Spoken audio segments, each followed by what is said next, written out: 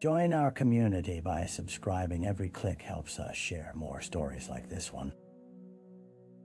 The introduction. The small town of Glenwood was a close-knit community where everyone knew each other. A quaint backdrop of picket fences and perfectly manicured lawn. Its peaceful exterior, however, masked the darkness that lingered just below the surface. In early October 2017, the autumn leaves began to turn a fiery orange, and the air grew crisp with the promise of impending winter. It was on the 14th of that month that Rebecca Larson, a 29-year-old school teacher, vanished without a trace, sending ripples of uncertainty through the town. Rebecca was beloved by her students and respected by her peers. She spent her days nurturing young minds, igniting a passion for learning in each child she encountered. Her warmth and vibrancy made her a beacon of light in Glenwood, a quaint little town where such brightness was rare. When she didn't return from her usual Saturday morning run, concern quickly escalated into desperation. The next day, Rebecca's parents reported her missing. Searching her home revealed nothing out of the ordinary. Her keys were still on the counter, a half-drunk cup of coffee stationed casually by her favorite armchair. But something felt wrong. An unshakable sense that something sinister had occurred. As the sun began to set that Sunday evening, casting elongated shadows across the town, the local police initiated an investigation. Families gathered at the town hall, whispers of disbelief vibrating through the air. Hope flickered tenuously, yet fear began to settle in the hearts of those who had once felt secure within their community. The search for Rebecca Larson had begun.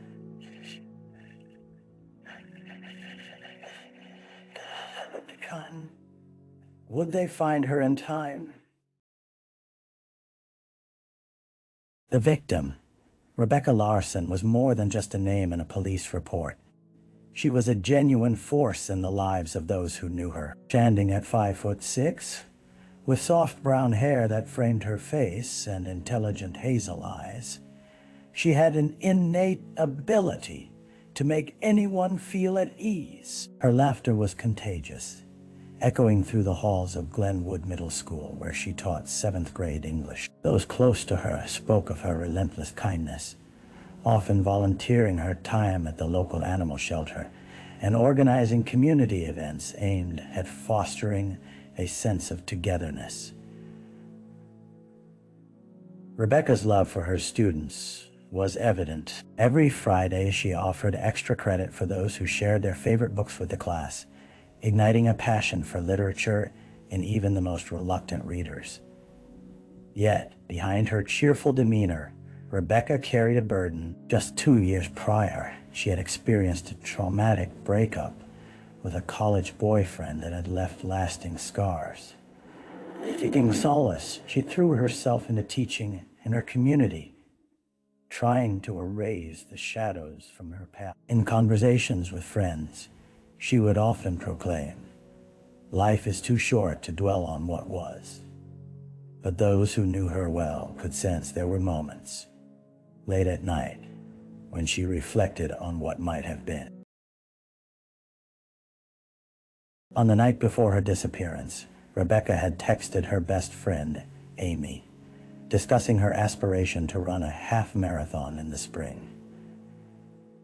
The anticipation in her words revealed a young woman still dreaming of a bright future. Days later, standing in stark contrast to those dreams, her empty classroom symbolized an abrupt halt. Her absence was palpable. The forgotten lesson plans and unfinished grading weighed heavily on a community that had only just begun to understand the depth of the silence left in her wake. Rebecca's disappearance was not just an isolated incident. It was a fracture in the very fabric of Glenwood. The crime scene, The morning sun broke through the mist on the day the search for Rebecca Larson intensified, illuminating the vast array of woodlands surrounding Glenwood. It was there, in a thickly wooded area just a mile from her home, that search teams spread out in hope of uncovering any sign of the missing teacher. A flurry of volunteers, equipped with flashlights and hiking gear, scoured the underbrush, driven by desperation. As the hours dragged on, the town's collective anxiety morphed into a quiet panic. Local law enforcement set up command centers, organizing search parties and mobilizing K-9 units. The sound of barking dogs filled the crisp air as the teams fanned out further into the trees. Officers took careful notes, aware that any clue, no matter how small, could lead them closer to Rebecca. Around midday, the first tangible piece of evidence emerged. A search volunteer stumbled upon Rebecca's vibrant turquoise running shoe, half buried beneath a pile of damp leaves. The sight of it ignited both hope and dread. Was it possible she had run off and simply lost her way? Or did this signify something far more sinister? The shoe was marked for evidence collection. Every detail was pivotal as investigators sought to recreate the last moments of her life. As the K-9 units continued their search, they caught a scent, perhaps a personal belonging that could guide them further. The dogs led their handlers deeper into the woods, where they unexpectedly came across a disturbed patch of earth. The ground was soft and freshly turned, a stark deviation from the dense root system of the surrounding trees. The officers exchanged concerned glances. Digging deeper was now an absolute necessity. With careful precision, they unearthed a backpack, Rebecca's initials written in faded ink on the strap. Inside, they found nothing but an empty water bottle and a small, reflectively marked run map detailing her usual routes, and a picture of Rebecca's last moments of planned outing turned chaotic.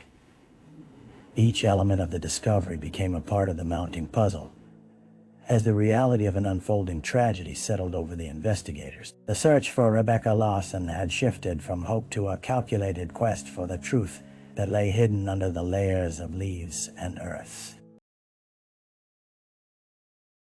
The early investigation. In and of the first week, Glenwood was now a town on edge. Frayed nerves manifesting in the whispers shared between neighbors. The initial desperation surrounding Rebecca's disappearance morphed into a suffocating atmosphere of suspicion as local authorities pushed forward with their investigation. Detective Brian Callahan was assigned to lead the case. A seasoned investigator with 20 years on the force, Callahan had built a reputation for his meticulous methods and unwavering commitment to justice. He recognized that their timeline and evidence were still sparse, but believed that public involvement might yield crucial leads. Callahan arranged a town hall meeting, where residents were invited to share any pertinent information they might have regarding Rebecca's last known whereabouts. As the community filled the room, the grim tone set by the missing person flyers, layered with Rebecca's smiling face, were impossible to ignore. It's important that we know if anyone saw her out running that morning, Callahan urged the crowd, his voice steady yet tinged with urgency. Every detail, no matter how insignificant it may seem, could lead us closer to finding Rebecca. His words hung in the air, thick with tension. Lines of concerned faces turned upward, some nodding, while others visibly fought back tears. One by one, townsfolk shared what they could remember. Some reported seeing Rebecca jogging past the park just before sunrise, a few hours before she was reported missing. Others spoke of odd and counter-strange vehicles parked along her regular route. Unfamiliar faces lingering on street corners. As the meeting concluded, Callahan knew the incoming tips would be his team's lifeline. Still, the steady stream of information brought more questions than answers. Each piece of the puzzle revealed new angles they needed to consider. Every friends, acquaintances, and even strangers could hold the key. This case, still nebulous, began to take on a sinister quality. The shadows that had begun to loom over Glenwood were darkening, and the haunting question of who could be responsible echoed in the recesses of every mind. Would they uncover the truth before it was too late? The dead ends. As the weeks progressed, the investigation into Rebecca Larson's disappearance became an exercise in frustration. Each lead that trickled in, rather than illuminating the path, veered into dead ends. Detective Callahan reviewed reports of 2 vehicles potentially spotted along Rebecca's running route. But upon investigation, each driver had alibi solid, validated by surveillance footage. It felt like a cruel game of cat and mouse. The truth remained just out of reach. Locals who had once felt tight-lipped began to express their fears. Rumors circulated through the soft light of street lamps and the sterile glow of smartphones. Some mentioned sightings of a tall man with dark hair loitering near the park early that Saturday morning. Others spoke of odd phone calls Rebecca had received in the weeks leading up to her disappearance, strange numbers that hung up before she could answer. It grated against the conscience of Glenwood, reframing their tranquil lives into something sinister. Yet, when Detective Callahan followed these leads, they melted away like morning dew. The tall man was identified as a jogger who had run in from a neighboring town, while the mysterious calls traced back to telemarketer harmless coincidences that still left the investigation feeling stagnant. The pressure on Callahan grew. Each passing day brought fresh news to the community, an ever louder clock ticking away the time since Rebecca had last been seen. He began to feel the weight of expectation, saw a town counting on his experience and determination. Frustration mounted as he faced the media, conveying what little they had. "We are exploring all possibilities," he reassured reporters, even as doubt crept into his mind. Would he be able to solve this puzzle? Every dead end felt like a further descent into darkness. As autumn wore on, so too did the chill in the air reflect the growing despair that hung over Glenwood. With no body to mourn or definitive answers to cling to, the question became increasingly haunting. Was Rebecca Larson still alive? Or were they merely chasing echoes of a fading memory? A break in the case. As days turned into weeks, the investigation into Rebecca Larson's disappearance began to pivot, sparked by an unexpected phone call to Detective Callahan late one evening. The call came from Bennett Davis, a nearby resident who had been out walking his dog when he overheard a conversation between 2 men at a convenience store. They had been whispering conspiratorial fragments of dialogue that struck a chord with him. Davis reported the men had appeared agitated when discussing something that had happened that weekend, the girl in the news. One of them had said, his voice barely above a whisper. After some prodding, Bennett confessed that he hadn't thought much of it at the time. But with the recent media frenzy gripping Glenwood, he felt compelled to call. Callahan organized an interview with Davis, eager to squeeze meaning from the scant details.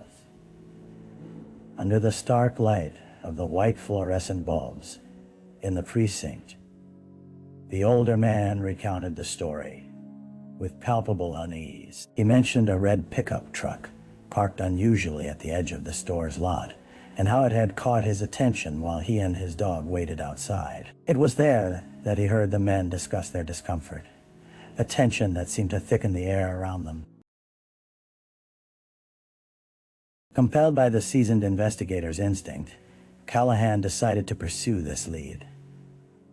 Within hours, he had officers tracking every red pickup in the vicinity, canvassing local businesses, and checking security footage from the convenience store. It was a painstaking operation, but as more information trickled in, connections began to surface. By the next morning, they identified a vehicle of interest, a red pickup registered to a man named Jordan Lee, a recent transplant to Glenwood with questionable employment history. Precinct records revealed a few brushes with the law misdemeanors that seemed inconsequential but now felt like the edges of a deeper story.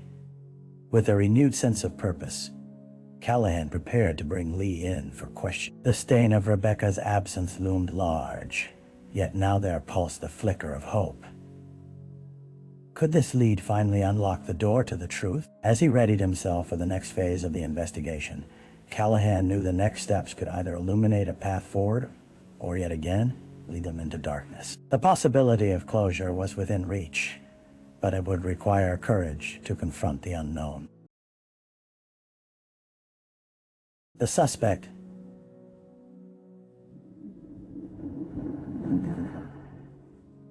Jordan Lee, sat across the interrogation table, noticeably at ease despite the gravity of the situation. The 28-year-old was lean, with tousled hair and a nonchalant demeanor that belied the tension crackling in the room. Detective Callahan leaned forward, sharply assessing every twitch and shift in the young man's posture, searching for signs of guilt behind his casual facade. "Let's talk about Saturday, October 14th, Callahan began, his voice steady but firm, as he laid a photograph of Rebecca before Lee, her bright smile frozen in time. "Did you see Rebecca Larson that day?" Lee shrugged, his expression unyielding. "I don't know who that is," he replied, glancing briefly at the photograph before diverting his gaze to the table. Callahan couldn't help but feel the gut-wrenching sensations of unease washing over him. This was not the first denial they had encountered, but something about Lee felt off. "Witnesses placed you at the convenience store," Callahan pressed, watching for any sign of a crack in Lee's calm exterior. "You were seen talking with two other men." "We know you drove a red pickup. Can you explain that?" Lee's eyes narrowed slightly, his fingers tapping the table as if considering his next words. "Yeah, I was there, but it was no big deal. Just killing time. I've got my own problems to worry about." His casual dismissal only deepened Callahan's frustration, and he pushed forward, probing for details. Problems like what? Running from a past? A recent move? The questions hung like lead, the quiet of the room amplifying the tension. "I've had some issues," Lee finally conceded, a flicker of vulnerability breaking through his bravado. He fell silent, seemingly processing the implications of his admission. The hesitation was enough for Callahan to steer the conversation further. "Were you in Glenwood to get away from something or someone?" he pressed, leaning in, forcing a crack in Lee's confidence. The air felt electric, heavy with implications. Jordan's resolve crumbled just a fraction. "Look, I just wanted a fresh start." "I'm not a bad guy," he stammered, his posture shifting as the truth of his words hung heavy in the air. "I don't know anything about Rebecca or what happened to her, okay?" As Callahan gathered his thoughts, the underlying sense that Lee knew more than he let on settled deeply within him. The clock was ticking. Mystery settling heavily on his shoulder. It was time to apply pressure and coax out the truth buried beneath layers of evasiveness. The route to uncovering Rebecca's fate was becoming clearer, but they needed to dig deeper into Jordan Lee's past and perhaps peel back the very layers of his unsettling calm. The trial. Months rolled by after the investigation into Rebecca Larson's disappearance, culminating in a trial that would draw the attention of the entire town of Glenwood. The court was packed on that brisk morning in March, the air thick with tension and whispered speculation. The wood-paneled walls echoed with the murmur of anxious voices. A collective unease reflected in every face present. Jordan Lee faced the charges of kidnapping and murder with an expression that wavered between defiance and composure. The prosecution built their case methodically, piecing together evidence that painted a troubling portrait of Lee's actions leading up to Rebecca's vanishing. Key eyewitness accounts, including the testimony of Bennett Davis, highlighted the suspicious circumstances surrounding Lee's presence in the town. As witnesses recounted their accounts that day, the prosecution presented the discarded items unearthed from the wooded site close to where Rebecca's shoe had been found, her backpack and water bottle. It created a grim backdrop as Detective Callahan took the stand, detailing the painstaking investigation that led them to Lee. Each word reinforced the narrative that Rebecca had encountered a predator in a place she once felt safe. However, the defense fought fiercely, arguing a lack of physical evidence linking Lee to a crime. They painted him as a victim of circumstantial evidence, a scapegoat for a community desperate for closure. There's no body, no definitive proof that a crime has occurred, the defense attorney insisted. She challenged the prior testimonies and scrutinized the police work, aiming to cast doubt upon the jury's perception. Amid the back and forth of courtroom exchanges, emotions ran high. Rebecca's family sat in the front row, their faces etched with anguish. They clung to a glimmer of hope that justice would unravel the mystery shrouding their beloved daughter. Each witness that took the stand carried the weight of their unresolved grief. As the trial unfolded, the case swung like a pendulum. The jury was left grappling with their decision, the looming question of guilt or innocence hanging heavy. After days of deliberation, they returned to the courtroom. Callahan felt his heart race. Every eye in the room bore the hope of resolution. The foreman stood, voice trembling slightly. We find the defendant, Jordan Lee, guilty of first-degree murder and kidnapping. A collective gasp rippled through the room. Rebecca's family, it was an unexpected moment of clarity amidst the chaos. The gavel struck down, sealing Lee's fate, while a wave of relief and sorrow washed over the audience. Justice had been served, but at what cost? The town of Glenwood would never truly see the same again. Rebecca's memory lingered in every corner, a poignant reminder of the fragility of life and the shadows that could disrupt the tapestry of their seemingly serene existence. While the trial had reached its conclusion, the healing process would be far slower, an ache that needed time to mend. In the heart of the community, the unyielding question lingered. Could they ever fully reclaim the safety they once took for granted? The aftermath. In the weeks following Jordan Lee's conviction, Glenwood's streets echoed with a somber silence. The town held its breath as they grappled with the reality of what had transpired. Each resident was left with the weight of sorrow, carving out a new normal in a landscape forever altered by tragedy.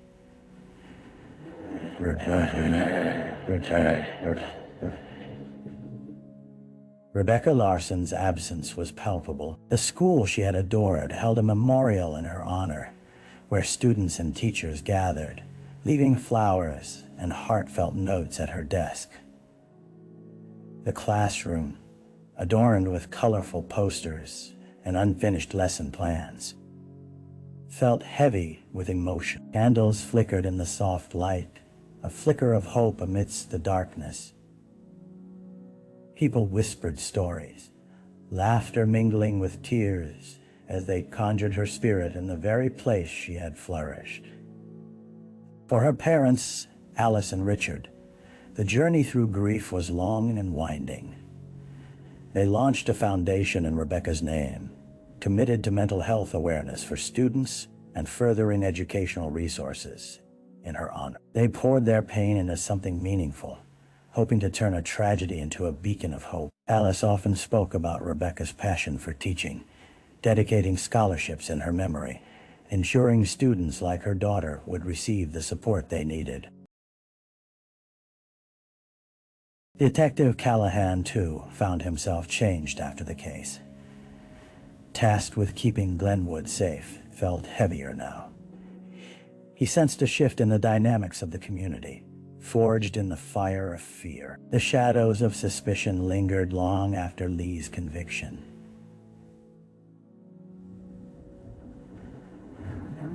Parents watched their children more closely. Teens formed tighter groups, and conversations grew wary, each person carrying a quiet apprehension. But amidst the lingering darkness, glimmers of resilience emerged. The town came together for community outreach, self-defense classes, neighborhood watch programs, and mental health workshops flourished, remnants of grief transforming into a fierce determination to reclaim their peace. As the first snow fell that December, dusting the town in a soft blanket of white, Glenwood began to heal. Over hot cocoa and conversations about Rebecca's legacy, bonds strengthened. Intentionality replaced complacency, and in the faces of those gathered, a collective understanding existed. While loss is immeasurable, love and community have the power to elevate souls beyond tragedy. In quiet moments, the specter of fear faded, replaced by a renewed sense of purpose. Glenwood was working to move forward, grappling with their scars, while building a future rooted in connection, a place where the legacy of Rebecca Larson would shine brightly, a force for good, in a world that had once felt so dark. Reflection. In the wake of tragedy, reflection often reveals more about the human spirit than any act of reprisal. Glenwood had endured a harrowing chapter, and as time pushed forward, the community found solace in their collective resilience. Life resumed its rhythm, but the ghost of Rebecca Larson lingered in the corners of their minds and hearts, urging them to cherish each moment. Detective Callahan often walked the familiar paths Rebecca once ran, mulling over the case and the choices he had made in pursuit of justice. Each footfall was a reminder of the lives intertwined in her story, cautious and full of hope. Though the path forward held uncertainty, it also cradled potential, promised to honor Rebecca's legacy while ensuring safety in their peaceful community. Alice and Richard continued to fill their lives with purpose, assembling educational workshops and community dialogues around safety and mental health, their efforts igniting sparks of change. The local high school's annual production dedicated to Rebecca was a success, showcasing the voices of the youth who increasingly felt empowered to speak up and foster connections amidst scars left by loss.